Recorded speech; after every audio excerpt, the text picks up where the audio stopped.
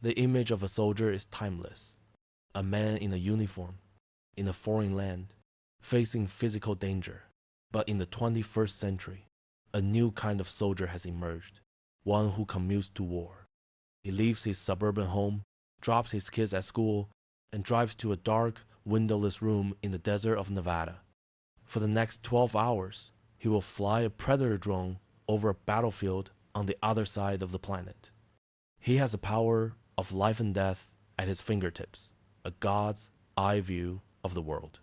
But what happens when the god has to go home and mow the lawn? This story is compiled from a series of unsent email drafts found on the personal computer of a US Air Force drone pilot. Draft 1.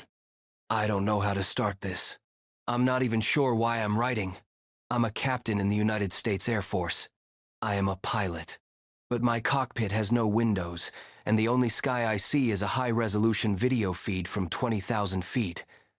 Every morning, I leave my wife and kids, I get in my Toyota, and I drive to war. I sit in a comfortable chair in an air-conditioned box for 12 hours. I watch people. I watch them eat, sleep, pray, play with their children. I know the rhythm of their lives. I know which man is the baker by the way he leaves his house before dawn.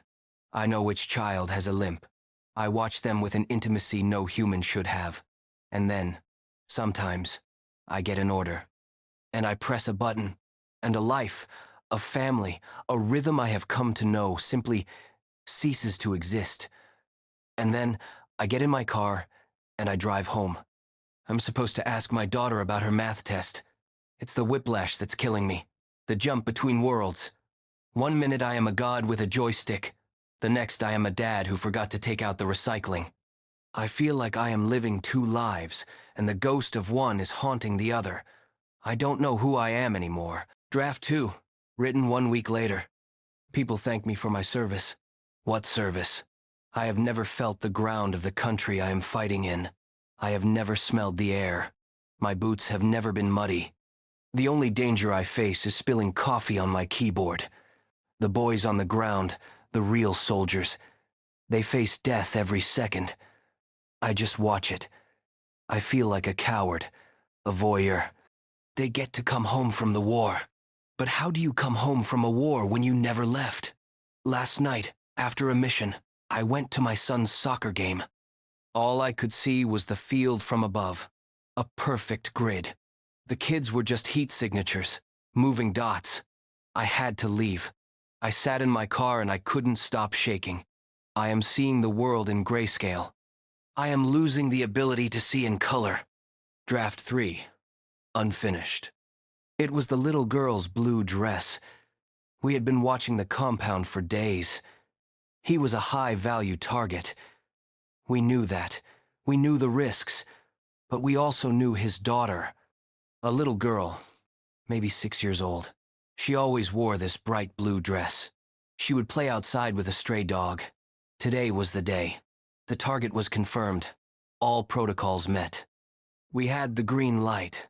But just as I was about to engage, she ran out of the house, chasing a ball, right into the target zone, in her little blue dress. On my screen, everything is a shade of gray or green. But I saw that dress. I saw it in color. It was the first color I'd seen in months, and The email draft ends there, unfinished. The words of a man pushed to the very edge of his own humanity. The pilots of the drone program are the new veterans of a new kind of war. They are not physically wounded, but they suffer from a unique and profound form of trauma. They experience the moral and psychological weight of combat with a terrifying high-definition clarity, but without the physical context or camaraderie to process it. Their war is not fought in a foxhole. It is fought in the quiet, lonely space between two worlds. Their letters left behind are not found on a battlefield, but on a hard drive, a digital testament to the invisible wounds of our modern age.